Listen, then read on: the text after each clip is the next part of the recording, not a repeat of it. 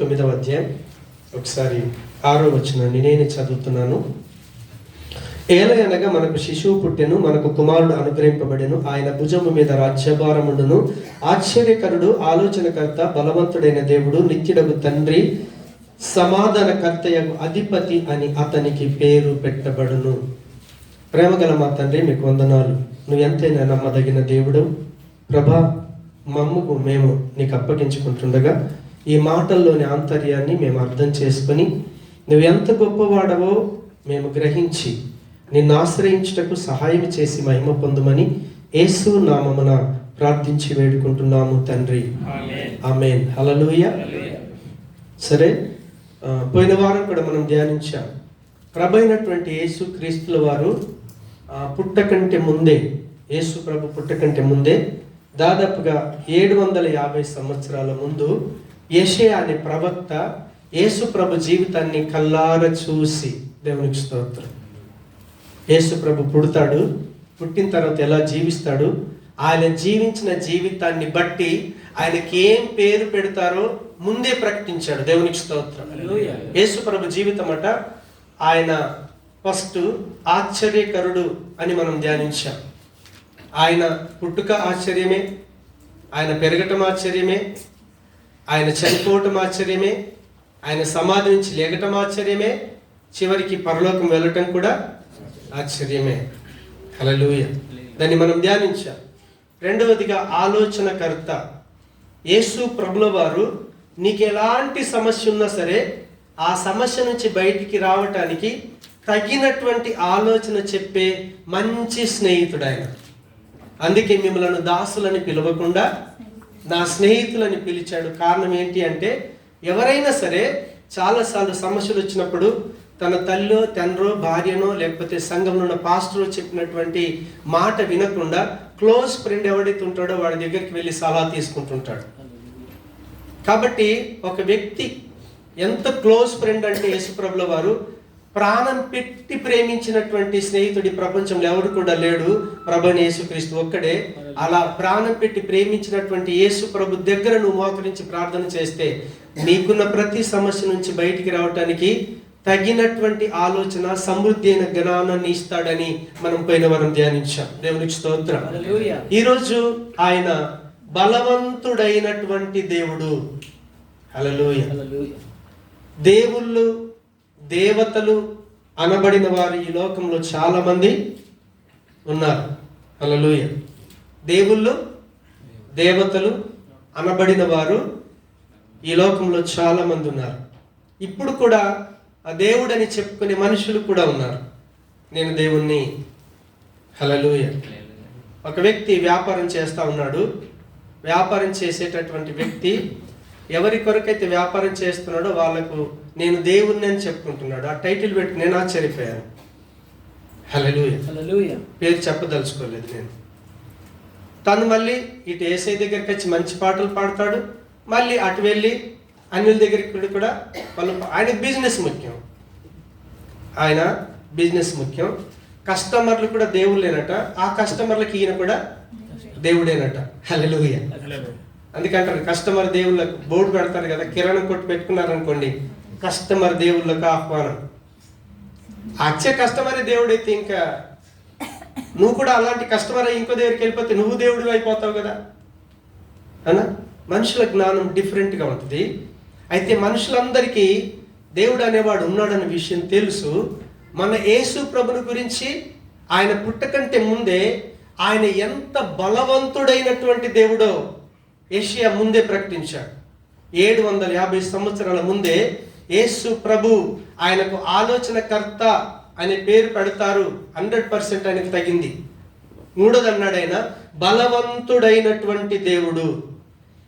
ఒక సందర్భం వచ్చింది, ఆదికాండం 17వ అధ్యాయంలోకి వెళ్ళి చూస్తే అబ్రహాముతోని దేవుడు మాట్లాడుతూ ఉన్నాడు. ఏమని మాట్లాడుతున్నాడంటే, ఏమని పరిచయం చేసుకున్నాడంటే ఆయన సర్వశక్తుడను.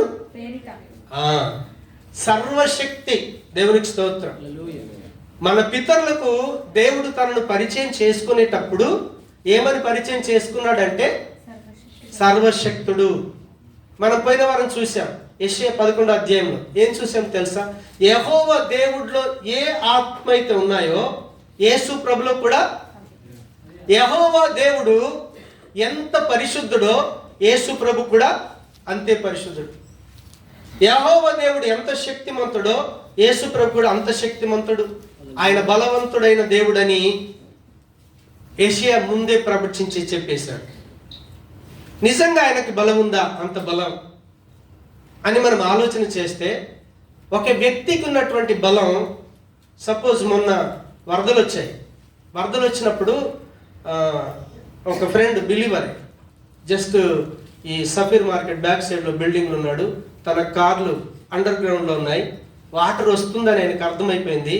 కార్లు ఆ వాటర్లో మునిగిపోకుండా కాపాడదామని అండర్ గ్రౌండ్కి వెళ్ళాడు. ఒక్కొక్క కార్ తీస్తూ ఉన్నారు. తన కారు తీసే సమయం వచ్చేసరికి ఫ్లడ్ ఎలా వచ్చిందంటే, మనం ఏదైనా డ్యామ్ ఓపెన్ చేసేటప్పుడు డోర్ ఎత్తగానే ఎంత ఫాస్ట్గా వస్తుందో అంత ఫాస్ట్గా వచ్చేసింది. తను ఆపలేకపోయాడు. కళ్ళ ముందు కారు మునిగిపోయింది. ఆయన చెప్తున్నాడు, అయ్యగారు నా కళ్ళ ముందు 2 కార్లు మునిగిపోయి అవి వరద దాటికి కొట్టుకొని పోతా ఉన్నాయి. చూడండి, అంత భయంకరమైన ఉధృతిని, వరద యొక్క ఆ పొంగు, ఆ స్పీడ్ని ఎవడైనా ఆపగలుగుతాడా? సముద్రం పొంగుతా ఉంది, తుఫాన్ వస్తా ఉంది, ఇలా అన్నాడు అంతే. యేసు ప్రభుల వారు జస్ట్ ఇలా చేయి పెట్టాడు అంతే, ఆగిపోయింది. సముద్రం కూడా నిమ్మలమైపోయింది. మనం ఆ సందర్భాన్ని చూస్తే ఆ జోక్ కాదు, జరిగిన సంఘటన. మన మార్క్స్ వార్తలకు వెళ్ళి చూస్తే 4వ అధ్యాయం 39వ వచనం చూడండి. మార్కు 4:39. గాలిని గద్దించి చెప్పగా గాలి అణిగి మిక్కిలి నిమ్మలమాయను. కింద ఆయనతోన్న శిష్యులు కామెంట్ చేస్తా ఉన్నారు 41వ వచనంలో. ఏమని కామెంట్ చేస్తున్నారు చూడండి. ఈయన ఎవరో గాలియు సముద్రమును ఈయనకు లోబడుచున్నవని ఒకనితో ఒకడు చెప్పుకున్నాడు. ఏంట్రా, గాలిని ఎవడైనా ఆపగలుగుతాడా? మీరు ఆలోచన చేయండి. ఈరోజు నువ్వు నేను ఆరాధన చేస్తున్నటువంటి యేసు ప్రభుల వారు, ఆయన ఎంత బలవంతుడో యెషయా ముందే చెప్పాడు. ఆయనకి ఏం పేరు పెడతారంటే బలవంతుడైనటువంటి దేవుడు ఆయన. దేవునికి స్తోత్రం. అంత బలం కలిగినటువంటి వాడు. అపోస్తలుడైన పౌలు కూడా కొరింథీ సంఘానికి పత్రిక రాసేటప్పుడు 2 కొరింథీ పత్రిక 6వ అధ్యాయం 18వ వచనం అంటాడు, ఆయననట సర్వశక్తిమంతుడైనటువంటి దేవుడు అట. ఈరోజు ఆయనకు మనం పిల్లలుగా జీవించే భాగ్యాన్ని దేవుడు మనకి ఇచ్చాడు. ఆయన మన తండ్రిగా ఉంటాడట, మనం ఆయనకు పిల్లలుగా ఉంటామట. మనం ఆయనతో కలిసి ఒక ఇంట్లో నివాసం చేసినట్టుగా రేపు నివసించబోతా ఉన్నాం. అలాంటి జీవితాన్ని ఇచ్చుటకు ఆయన బలము కలిగినటువంటి వాడు ఆయన. హల్లెలూయా. చూడండి, సముద్రం మీద నడవటం అంత ఈజీయా? మీరు ఆలోచన చేయండి. సముద్రం మీద మునిగిపోకుండా నడవటం అవ్వదు అసలు మనుషులతో? అవదు. మత్తయి సువార్తలకు వెళ్ళి, మత్తయి సువార్త 14వ అధ్యాయం 26వ వచనానికి వెళ్ళి చూస్తే ఆయన సముద్రం పైన ధీటుగా నడిచాడు. మనం నేల మీద ఎలా నడుస్తాం? తడబడకుండా. దేవునికి స్తోత్రం. హల్లెలూయా. చూడండి, ఒక సందర్భం వచ్చింది,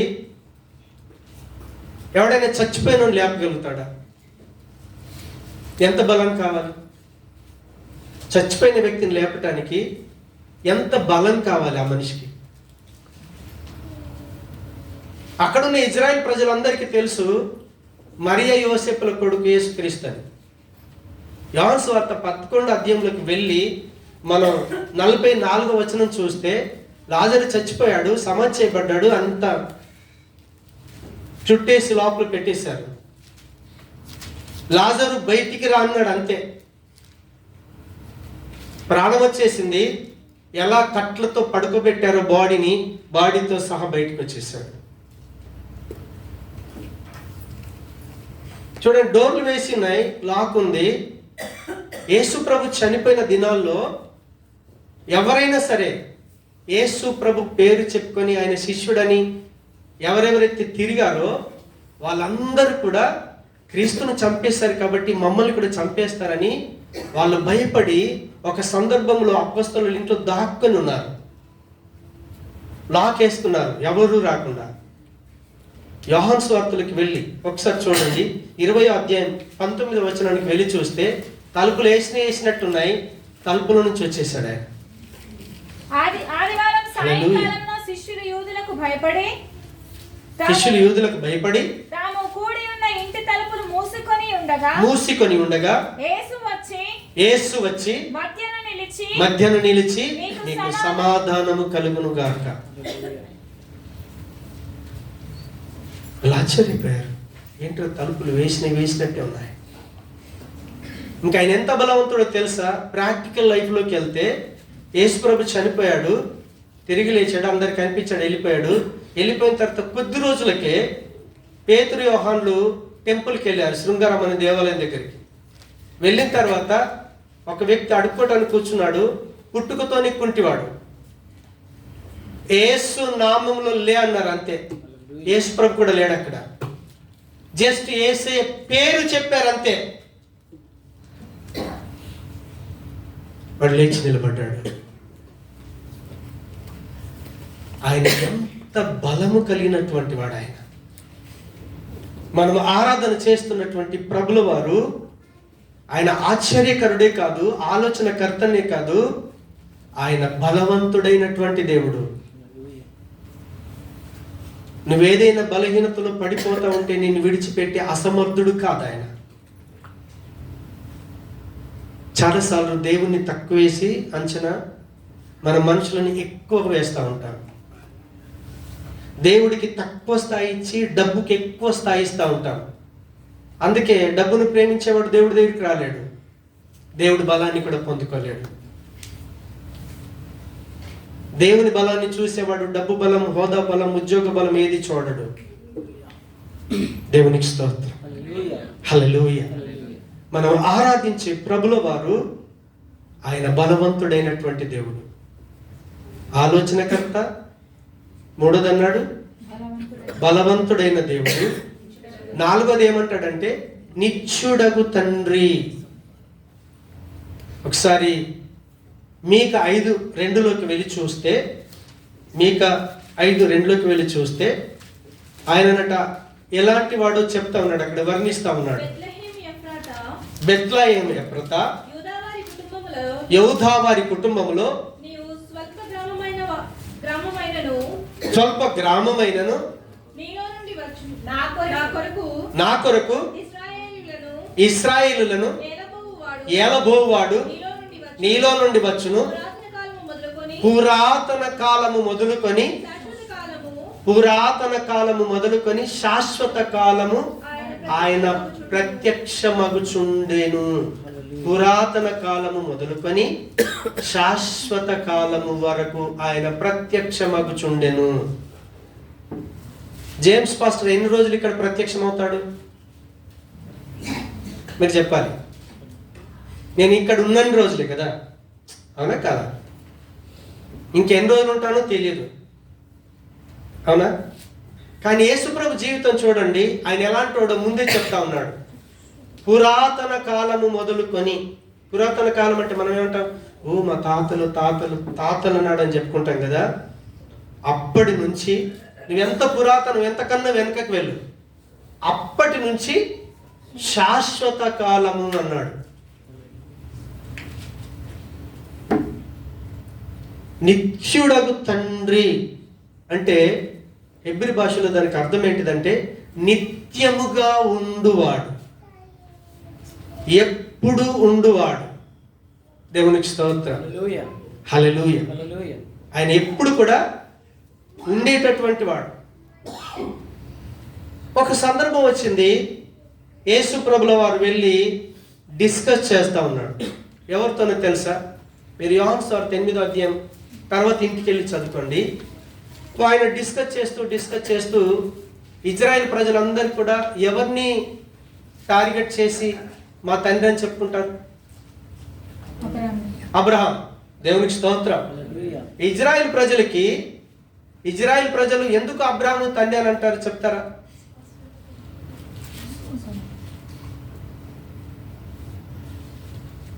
అబ్రహాము కాడి నుంచి దేవుని ఎరిగిన జనం, దేవుణ్ణి ఎరగని జనం, రెండు జనాలు ఏర్పడ్డాయి. అబ్రహాము దేవుణ్ణి ఎరిగిన జనంగా ఎలా గుర్తించబడ్డాడంటే, కళ్ళతో చూడలేదు, మనం అన్నిటికీ ప్రూఫ్ కావాలి, కానీ జస్ట్ ఆయన వాయిస్ విన్నాడు. వాయిస్ విని, శబ్దం విని, అబ్రహాం నువ్వు ఇక్కడికి వెళ్ళు, నేను నీకు పలానా దేశం ఇవ్వబోతున్నాను, నువ్వు బయలుదేరు. తన మూట అంతా కట్టుకొని బయలుదేరాడు, కళ్ళతో చూడలేదు. అందుకే దేవుడు అబ్రహాము దేవుడు అని అనిపించుకున్నాడు, అబ్రహాం కొడుకు ఇస్సాకు దేవుడు అని అనిపించుకున్నాడు, యాకోబు దేవుడిని అనిపించుకున్నాడు, యాకోబుకు సంతానం ఇచ్చాడు. ఇజ్రాయేల్ గోత్రాలు 12 ప్రజలు యాకోబు సంతానమే. కాబట్టి ఇజ్రాయేల్ ప్రజలు ఎవరిని ప్రాముఖ్యంగా తీసుకుంటారంటే అబ్రహామును ప్రాముఖ్యంగా తీసుకుంటారు. అబ్రహామును ప్రాముఖ్యంగా తీసుకుంటున్నారు కాబట్టే ఆ ఇజ్రాయేల్ ప్రజలతో మాట్లాడేటప్పుడు ఏమంటాడంటే, నేను అబ్రహాము కంటే ముందున్నవాడిని. అదే యోహాను సువార్తలోకి వెళ్ళి 58వ వచనం చూస్తే, యేసు అబ్రహాము పుట్టక మునిపే నేను ఉన్నానని, అబ్రహాము పుట్టక మునిపే నేను ఉన్నానని మీతో నిశ్చయముగా చెప్పుచున్నాను. అబ్రహాము పుట్టక మునిపే.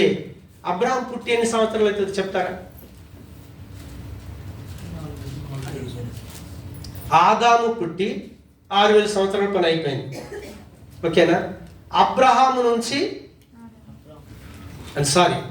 ఆదాము నుంచి నోవాహు వరకు, నోవాహు నుంచి అబ్రహాం వరకు 400 800 అయిపోయింది. అంటే దాదాపుగా 6000 నుంచి 800 తీసేస్తే 5200 సంవత్సరాల క్రితం యేసుప్రభు పుట్టకంటే ముందు. దేవునికి స్తోత్రం. వాళ్ళతో మాట్లాడుతున్నాడు, మీరు అబ్రహాం అంటున్నారు కదా, అబ్రహాం కంటే ముందే నేను ఉన్నాను. దేవునికి స్తోత్రం. వాళ్ళు అంటున్నారు, అరే మరియ యోసేపుల కొడుకు కదా, ఇటు మా అంటే 33 సంవత్సరాలు ఉన్నాయి, అబ్రహాం కంటే ముందున్నానని చెప్తున్నాడు ఏంటని వాళ్ళు ఆశ్చర్యపోతా ఉన్నారు. వాస్తవంగా యేసుప్రభు గురించి మీరు చూడండి, సామెతల గ్రంథం 8వ అధ్యాయంలోకి వెళ్ళి మనం యేసుప్రభుని గురించి ఇక్కడ చదివితే వాక్యం ఎంత స్పష్టంగా 23 నుంచి మొదలెడతాడు.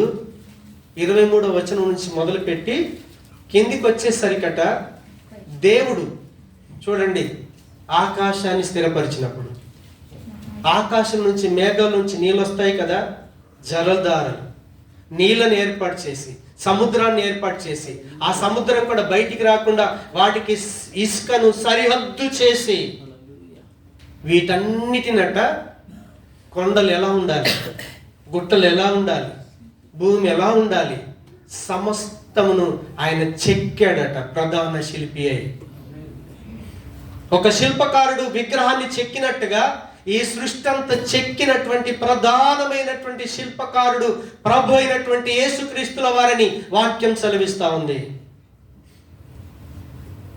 అందుకే ఆయనకు నిత్యుడకు తండ్రి అనే పేరు అన్నమాట.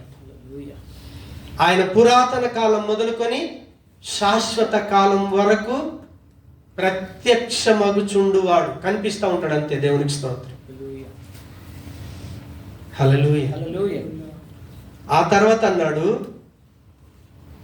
ఆశ్చర్యకరుడు, ఆలోచనకర్త, బలవంతుడైన దేవుడు, నిత్యుడగు తండ్రి. లాస్ట్కి ఏమన్నాడు తెలుసా? సమాధాన కర్తయగు. అసలు చెప్పాలి, సమాధాన కర్తయగు అధిపతి అంటే ఏంటి? అధిపతి, దానికి ఆయనని అధికారి. ఎవరికైనా సమాధానం కావాలంటే యేసుప్రభు ఒక్కడికే సమాధానం ఇచ్చేటటువంటి అధికారము కలిగినటువంటి వాడు. భూపతులకు అధిపతి అన్నాం అనుకో. జీవాధిపతి అంటే పేతురు అంటాడు ఓ సందర్భంలో, మీరు జీవాధిపతిని చంపేశారు, కానీ దేవుడు ఆయనను మృతుల్లో నుంచి లేపేశాడు. ఒకడికి జీవం ఇయ్యాలంటే జీవమునిచ్చుటకు అధిపతి ఆయన. హల్లెలూయా. యేసు ప్రభుల వారట సమాధాన కర్తయగు అధిపతి. మీరు యేసు ప్రభుల వారు పుట్టినప్పుడు లూకా సువార్త 2వ అధ్యాయం 14 ఏముంటుందో చెప్తారా? బైబిల్ చూడండి. ఎన్నిసార్లు సువార్త చేస్తాం? క్రిస్మస్ పండుగ ఎన్ని సంవత్సరాలు చేసుకుంటున్నారు మీరు? నాకు కొన్ని విషయాలు సిగ్గనిపిస్తుంది అనమాట. ఒక్కొక్క సందర్భానికి తగినటువంటి మాటని మన హృదయంలో భద్రపరచుకోవాలి. యేసు ప్రభుల వారు పుట్టినప్పుడు జకర్య కావచ్చు, ఎలిజబెత్ కానీ ఏ మాటలు చెప్పారో, సుమయోను ఏ మాటలు చెప్పాడో ఆమెనట మరియ హృదయంలో భద్రపరచుకుంది. యేసు ప్రభుకు మరియ తెలుసు, మరియకు యేసు ప్రభుయే దేవుడని మరియకు తెలుసు. కానీ లోకం ఏం చేసింది తెలుసా? యేసు ప్రభువు పక్కన పెట్టి మరియను మొక్కటం చాలా చేశారు. చాలామంది, నేను చాలామంది చూశాను. ఆంధ్రాలో గుణదలు ఉంది కదా, అమ్మ కొండకి వెళ్ళాల్సిందే, వెళ్ళకపోతే తిరిగి రాలి. వీళ్ళు చుట్టిపోయినా సరే ఒకసారి కొండెక్కి రావాలి. మోకాళ్ళతోనో నడిచో పాక్కుంటునో లేకపోతే ఏదో ఒక రకంగా ఎక్కి రావాలి, లేదంటే వాళ్ళకి మనసు పట్టదు. కారణం ఏంటో నాకు తెలియదు. స్వయంగా మరియా యేసు ప్రభు దేవుడని ఆయనకు జరిగే ప్రతి ఇన్సిడెంట్ మరియనే హృదయంలో దాచిపెట్టుకుంటే ఈరోజు ఆయన కార్యాలు అనుభవించినటువంటి మనం ఎంత భద్రపరుచుకోవాలి ఆయన మాటల్ని. లూకా 2:14 అంటాడు, ఏమంటాడో తెలుసా? ఎప్పుడైతే యేసు ప్రభుల వారు పుట్టారో, పుట్టిన సందర్భంలో ఎవరు చెప్తున్నారో తెలుసా? మనుషులు కాదు, దేవుని యొక్క దూత. హల్లెలూయా. గొల్లలకు వెళ్ళి ఇగో ప్రపంచంలో ఉన్న ప్రజలందరికీ ఒక మహా సంతోషకరమైనటువంటి వర్తమానం. మహా సంతోషం అని ఎందుకన్నాడు తెలుసా? ఇంకా అంతకు మించిన సంతోషం ఇంకోటి ఉండదు. దేవునికి స్తోత్రం. ఏంటో తెలుసా? ప్రజలందరికీ కలగబోయే మహా సంతోషకరమైన సువర్తమానం ఏమనగా అని ఏం చెప్పాడు? అక్కడ కాదు, ఇది 14లో ఉంది. మీకు అసలు క్రిస్మస్ పండుగ గుర్తులేదు. చెప్పాలి మీరు డైలాగ్ త్వరగా. దావీదు పట్టణంలో ఇజ్రాయెల్ ప్రజలందరూ కూడా, ఇజ్రాయెల్ ప్రజలు వాళ్ళకు ఒక రాజు కావాలని కోరుకుంటే దేవుడు సౌలునిచ్చాడు. కానీ ఆ సౌలు ఏం చేశాడు? అహంకారంతోని, గర్వంతోని, దేవుడికి లోబడక, దేవుని మాటలకు లోబడక, సేవకుడికి లోబడక ఆ జీవితాన్ని పోగొట్టుకుంటే దేవుడు దావీదుకు అవకాశం ఇచ్చాడు. ఇజ్రాయిలుల రాజ్యాన్ని స్థిరపరచాలని దావీదును దేవుడు ఏర్పాటు చేసుకొని ఆ దావీదు ద్వారా ఆయన సింహాసనాన్ని స్థిరపరచాలనుకున్నాడు. కాబట్టి ఆ గోత్రం లోపల, దేవునికి స్తోత్రం, దావీదు పట్టణమందు నేడు రక్షకుడు మీ కొరకు పుట్టి ఉన్నాడు. ఆయన ఎవరో కాదు, ప్రభు అయినటువంటి యేసుక్రీస్తుల వారు. ఆ యేసుక్రీస్తుని గురించి దూతలు ఏం ప్రకటిస్తున్నాయి చూడండి. ఏమంటున్నాడు 14లో? సర్వోన్నతమైన స్థలములలో దేవునికి మహిమయు. అక్కడ ఆగాలి. సర్వోన్నతమైన స్థలములలో దేవునికి మహిమయు అన్నాడు. అంటే దేవునికి మహిమ తీసుకొచ్చేది ఎవరో తెలుసా? ఈయననే. దావీదు పట్టణంలో పుట్టాడు కదా, మనుషులందరితోని దేవుడికి అవమానం వచ్చింది, నిందొచ్చింది. దేవుని పిల్లలని చెప్పుకొని పాపములో జీవించి దేవుడికి చెడ్డ పేరు తీసుకొచ్చిన వాళ్ళు ప్రపంచం మీద ఉన్న మానవులందరూ. కానీ ఒక్క యేసుక్రీస్తుల వారు మాత్రమే ఆయననట దేవునికి మహిమ.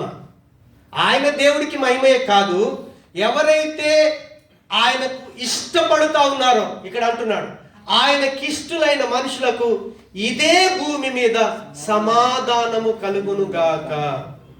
దేవునికి స్తోత్రం. పాపములున్న మనుషులు దేవుణ్ణి పోగొట్టుకున్నారు. దేవుడు అంటే ఏంటో తెలియదు.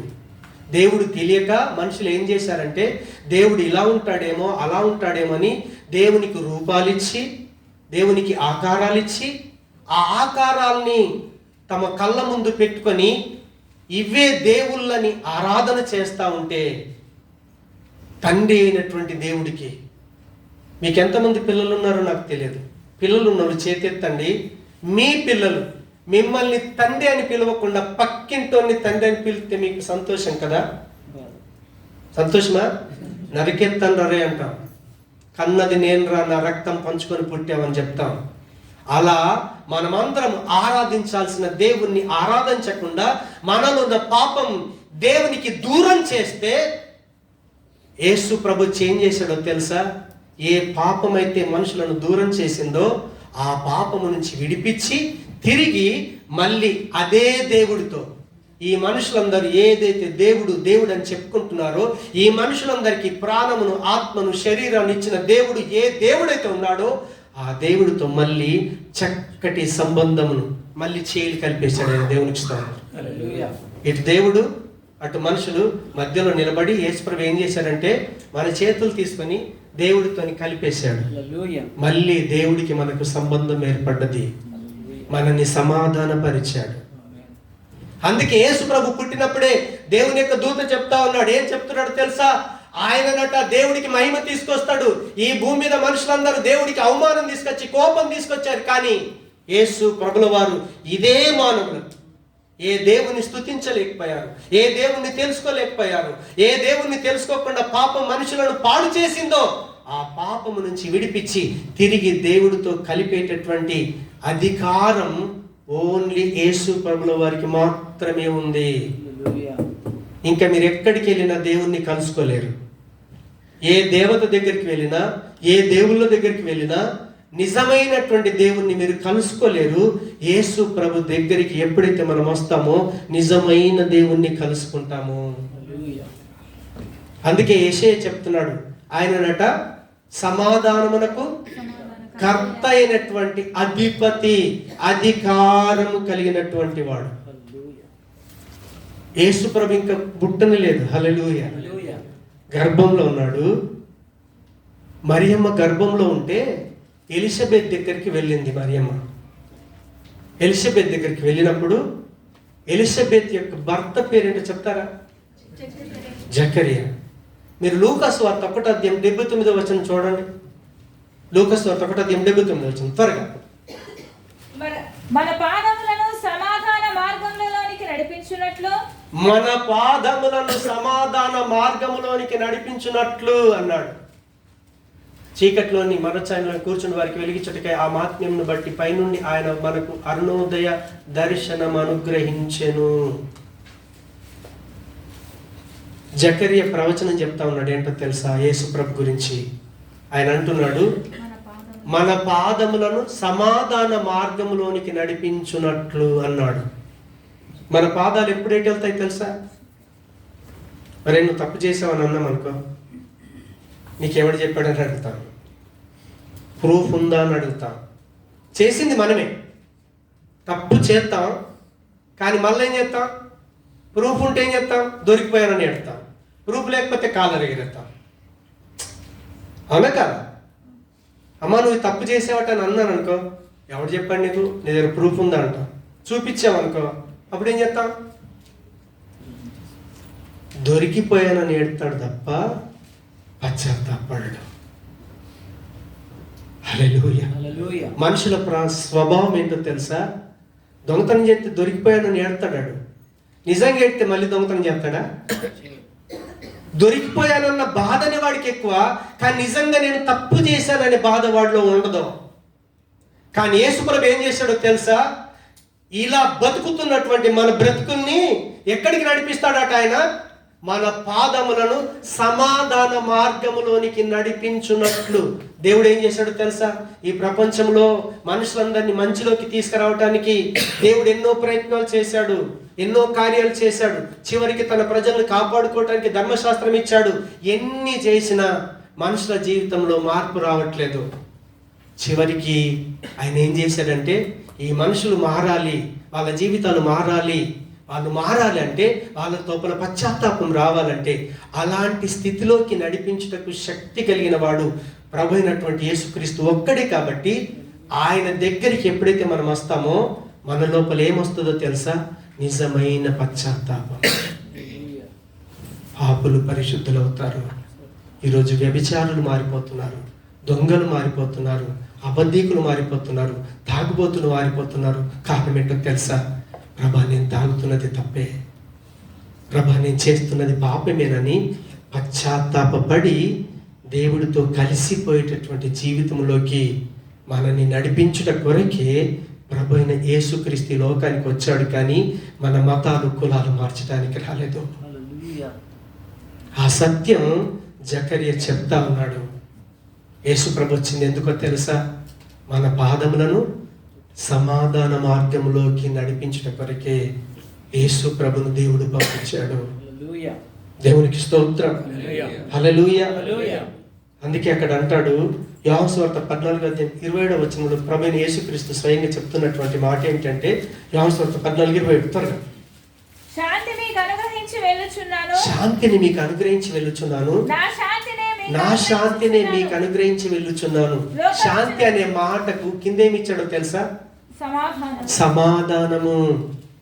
మీరు బాగా ఆలోచన చేయండి. నా శాంతిని అంటే ఏంటో తెలుసా? నా సమాధానం అంటే నేను నా తండ్రి ఎలా కలిసిపోయి ఉన్నామో. యేసు ప్రభుల వారు ప్రతి క్షణం తండ్రి అయిన దేవుడితో కలిసిపోయి ఉన్నాడు. ఒకే ఒక్క సందర్భంలో ఏడ్చాడు. ఎప్పుడైతే పాపం ఆయన మీద వేసుకోవటానికి సందర్భం వచ్చింది కదా, చాలా మంది అబద్ధంగా చెప్తారు. ఏంటో తెలుసా? యేసు ప్రభుల వారికి గిన్నె ముందు వచ్చింది కదా, దీనిని తొలగించు ప్రభు అంటే శ్రమలు భరించలేక తొలగించమని అడగట్లేదు ఆయన. అందులో ఉన్నది మనందరి పాపం. ఆ పాపాన్ని నేను ఎప్పుడైతే మీద వేసుకుంటానో నా దేవుడికి నేను దూరం అయిపోతాడని ఎంత వేదన చెందాడు ఆయన. అందుకే ఏడ్చాడు ఆయన. కష్టం భరించలేక కాదు, కష్టం భరించడం కొరకే చచ్చిపోవడానికి వచ్చాడు ఆయన. కానీ పాపం మీద వేసుకోవటానికి ఆయన ఇష్టపడలేడు. కారణం ఏంటో తెలుసా? దేవుడు దూరం అయిపోతాడు.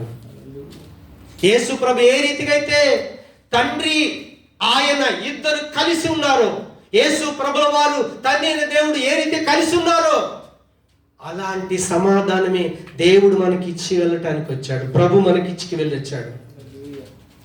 ఇప్పుడు మనం ఎప్పుడైతే యేసు ప్రభుని నమ్ముతున్నామో, ఆయన ముందు మన పాపాలు ఎప్పుడైతే ఒప్పుకుంటున్నామో, విశ్వాసము ద్వారా, రోమపత్రిక 5:1 అంటాడు పౌలు. ఏమంటాడు తెలుసా? విశ్వాసము ద్వారా మనము నీతిమంతులుగా తీర్చబడుతూ, ఇంకేమంటాడు తెలుసా? మన ప్రభు అయినటువంటి యేసుక్రీస్తు ద్వారా దేవునితో కిందేమన్నాడు తెలుసా? కలిగి ఉన్నాము. ఈరోజు దేవుడికి మనకు అటాచ్మెంట్, ఆయన మనం కలిసి ఉన్నాము. అలాంటి కలిపేటటువంటి జీవితానికి అధిపతి ఎవరో తెలుసా? యేసుక్రీస్తు ఒక్కడే. అందుకే మీలో ఎవడైనా సరే తండ్రి అయిన దేవుడికి వెళ్ళాలనుకుంటున్నారా? పరలోకం వెళ్ళాలనుకుంటున్నారా? సృష్టికర్త అయిన దేవుడి దగ్గరికి వెళ్ళాలనుకుంటున్నారా? నేనే మార్గాన్ని, నా దగ్గరికి మీరు రావాలి. నేను చెప్పే సత్యాన్ని మీరు నమ్మాలి. ఆ సత్యం ప్రకారంగా మీరు జీవించాలి. అప్పుడు నిత్యంగా ఉండేటటువంటి తండ్రిని చేరుకోగలుగుతాము. ఇదంతా కూడా యెషయా యేసు ప్రభుల వారు పుట్టకంటే ముందే ఆయన జీవితాన్ని వర్ణిస్తూ చూసుకుంటూ రాశాడా? ఎలా రాశాడో తెలియదు. హల్లెలూయా. చూస్తేనే రాయగలుగుతాం. సున్నితం ఎలా ఉందో ఆమెను వర్ణించాలంటే నేను చూడాలి, చూస్తే తప్ప నేను రాయలేను. అలాగే దేవుడు యెషయాకు క్రీస్తు జీవితాన్ని చూపిస్తా ఉంటే ఎలా వర్ణించి రాశాడో ఆ వర్ణన అంతా కూడా క్రీస్తు జీవితంలో నెరవేర్చబడ్డది. అందుకే ఆయన అన్నాడు, యెషయా 6:9 అంటాడు, ఆయనకు పేరు పెట్టబడును. ఏమని పేరు పెట్టబడుతుందట? ఆశ్చర్యకరుడు, ఆలోచనకర్త, బలవంతుడైన దేవుడు, నిత్యుడగు తండ్రి, సమాధానమునకు కర్తయగు అధిపతి అని ఆయనకు. అందుకొరకే పౌలు కూడా ఏమంటాడో తెలుసా? ఒక్కసారి 2 కొరింథీ పత్రిక 5వ అధ్యాయంలోకి వెళ్ళి 18 చదివితే పౌలు చెప్తా ఉన్నాడు. ఏంటో తెలుసా? సమస్తమును దేవుని వలననైనవి ఆయన ఆయన మనలను క్రీస్తు ద్వారా తనతో సమాధాన పరుచుకొని ఆ సమాధాన పరుచు పరిచర్యను మాకు అనుగ్రహించెను. ఇప్పుడు చూడండి, యేసు ప్రభు ఒక్కడే దేవుడితో సమాధాన పరిచేవాడు కాదు. పనికిరాని మనం యేసు ప్రభుని గనక నమ్ముకుంటే పాపములున్న వ్యక్తిని పరిశుద్ధుడైన దేవుడితోని కలపగలుగుతాం. దాన్ని ఏమంటారంటే సువార్త. దాన్నే శుభవార్త అంటాం. మనుషులందరికీ కావాల్సిన శుభవార్త ఏంటో తెలుసా? నువ్వెన్నైనా సంపాదించు, కోట్లు సంపాదించు, లేకపోతే కూటికి లేకున్నా సరే భిక్షమెత్తుకొని బతుకు, చచ్చిపోయిన తర్వాత దేవుడి దగ్గరికి వెళ్ళి దేవుడితో కలిసి ఉండే జీవితాన్ని యేసు ప్రభుల వారు మనకిచ్చారు. అందుకే కోట్లు సంపాదించడానికి వెళ్ళకండి. అయ్యా, నాకు తినటానికి ఆహారం, కట్టుకోవటానికి వస్త్రాలు, ఉండటానికి చక్కటి ఇల్లు, సంతోషంగా జీవించితే చాలు. ఎక్కువైపోతే దేవుణ్ణి మరిచిపోతావు, తక్కువైపోతే దేవుణ్ణి తిడతావు. తిట్టే జీవితం వద్దు, మరిచిపోయే జీవితం వద్దు. మనకు కావాల్సింది ఏంటో తెలుసా? రేపు ప్రొద్దున డబ్బులున్నా లేకున్నా, ఆరోగ్యమున్నా లేకున్నా, భర్త ఉన్నా లేకున్నా, పిల్లలున్నా లేకున్నా, ఉద్యోగం ఉన్నా లేకున్నా, ఏది ఉన్నా లేకున్నా యేసు ప్రభును కలిగి ఉందాం. యేసు ప్రభును కలిగి ఉంటే మనం ఖచ్చితంగా రేపు పరలోకంలో ఉంటాం. అందుకే యేషయా అన్నాడు, మనకు దేవుడు కుమారుని ఇచ్చాడు, ఆయన మీదేముందట? రాజ్యభారం ఉంది. ఆ రాజ్యభారం ఏంటో తెలుసా? కుమారుడిగా ఆయన ఏమనిపించుకున్నాడో తెలుసా? దేవుని కుమారుడు అని మత్తయి సువార్త 1:1 ఉంటుంది. అబ్రహాం కుమారుడు అని ఉంటుంది, దావీదు కుమారుడు అని ఉంటుంది, మనుష్య కుమారుడు అని ఉంటుంది, అద్వితీయ కుమారుడు అని ఉంటుంది, పెళ్లి కుమారుడు అని ఉంటుంది, రాజ్య కుమారుడు అని ఉంటుంది. కుమారుడు అని 7 సార్లు ఎందుకు అనిపించుకున్నాడో తెలుసా? మనందరికి ఒక బలహీనత ఏంటో తెలుసా? ఇక్కడ ఎంతమంది పిల్లలు ఉన్నారు కానీ అయ్యా నాకు కొడుకు కావాలని ఆశపడతారు. ఎందుకో? రేపొద్దున వారసత్వం ఉంటుందని. అవునా? అయితే దేవుడు ఏం చేశాడో తెలుసా? మన కొడుకులు మనకు తిండి పెడతారో లేదో తెలియదు, చచ్చిపోతే కొరివి పెడతారో తెలియదు, సమాధి చేస్తారో లేదో తెలియదు, కానీ దేవుడు మనుషులందరినీ ప్రేమించి క్రీస్తును కుమారుడికి ఇచ్చాడు. కారణం ఏంటో తెలుసా? మనమందరం కూడా ఆయన దేవుడి కుమారుడైతే మనల్ని దేవుని కుమారులుగా చేయడానికి, ఆయన అబ్రహాము కుమారుడైతే అబ్రహాముకి ఇచ్చిన ఆశీర్వాదం మనం పొందుకోవటానికి, ఆయన దావీదు కుమారుడైతే దావీదు సింహాసనాన్ని యుగ యుగాలు తరతరాలు స్థిరపరచడానికి, దేవుని రాజ్యంలో ఉండటానికి ఇచ్చాడే. అలాంటి జీవితాన్ని ఇవ్వటం కొరకు ఆయన మన కుమారుడికి వచ్చాడు. అద్వితీయ కుమారుడు. ఆయన దేవుడు, ఇటు మనుషులైన మనల్ని దేవునికి కుమారులుగా చేయటానికి. ఆయన పెళ్లి కుమారుడుగా మధ్యాకాశానికి రాబోతా ఉన్నాడు. పెళ్లి విందులో మనం పాలు పొందటానికి, దేవుడిచ్చే జీవితాన్ని అనుభవించడానికి, యుగ యుగాలు తరతరాలు దేవుడు వెళ్ళే రాజ్యంలో ఉండటానికి దావీదు కుమారుడే కాదు, ఆయన రాజ్య కుమారుడిగా. మీరు 1 కొరింథీ పత్రిక 15 అధ్యాయం అంతా చదవండి. ఒక టైం వస్తుందట, ఆయన మనందరినీ కూడా దేవుడికి రాజ్యాన్ని అప్పగించేస్తాడట. దేవుని రాజ్యంలో మనం ఉంటాం. అందుకే ప్రభుని నమ్మండి, దేవుని పిల్లలుగా జీవించండి. ప్రార్థన చేసుకుందాం. ప్రేమగల మా తండ్రి, మీకు వందనాలు. నువ్వు నమ్మదగిన దేవుడు ప్రభా, నీ కృపకు అప్పగించుకుంటున్నా. నీ గురించి ఈరోజు ధ్యానించడానికి సహాయం చేశావు. నువ్వు మాకు కుమారుడుగా అనుగ్రహించబడ్డావు. పాపములు ఉన్నటువంటి మేము, సాతాను రాజ్యములు ఉన్నటువంటి మేము దేవుని యొక్క రాజ్యంలోకి రావడానికి నీ మీద అధికారం ఉంది, భారం ఉంది. కాబట్టి ఆలోచనకర్తవు, ఆశ్చర్యకరుడు, ఆలోచనకర్తవు, బలవంతుడైన దేవుడవు, నిత్యుడగు తండ్రివి, సమాధానకర్తకు అధిపతి అయిన వాడవు. ఈరోజు నిన్ను కలిగి ఉండే కృపనిచ్చి మేమందరం నీ పిల్లలుగా జీవిస్తూ ఒకరోజు నిత్యత్వంలో నీతో ఉండటానికి భాగ్యం ఇచ్చావు.